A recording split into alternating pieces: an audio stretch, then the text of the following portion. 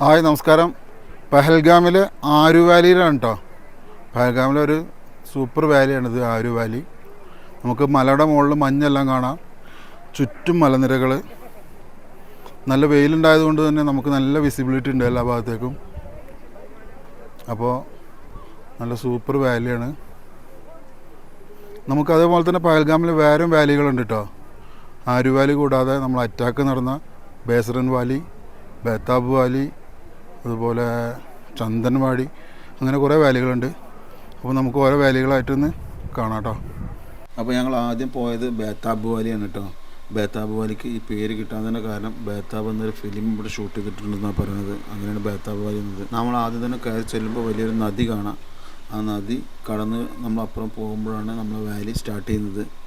ഈ വാലിയുടെ അവിടുന്ന് തന്നെ നമുക്ക് ഹോഴ്സ് റൈഡ് കിട്ടുന്നു കേട്ടോ. ഹോഴ്സ് റൈഡ് നമുക്ക് 2-3 കിലോമീറ്ററോളം ഹോഴ്സ് റൈഡ് ഉണ്ട്.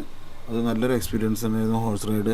നമ്മളങ്ങനെ അതിൻ്റെ എൻഡിൽ നമ്മളവിടെ ചെറിയൊരു വെള്ളച്ചാട്ടം ഉണ്ടെന്ന് പറഞ്ഞാൽ വെള്ളച്ചാട്ടം കണ്ട് നേരെ തിരിച്ചു പോവുകയാണ് ചെയ്തത് കേട്ടോ.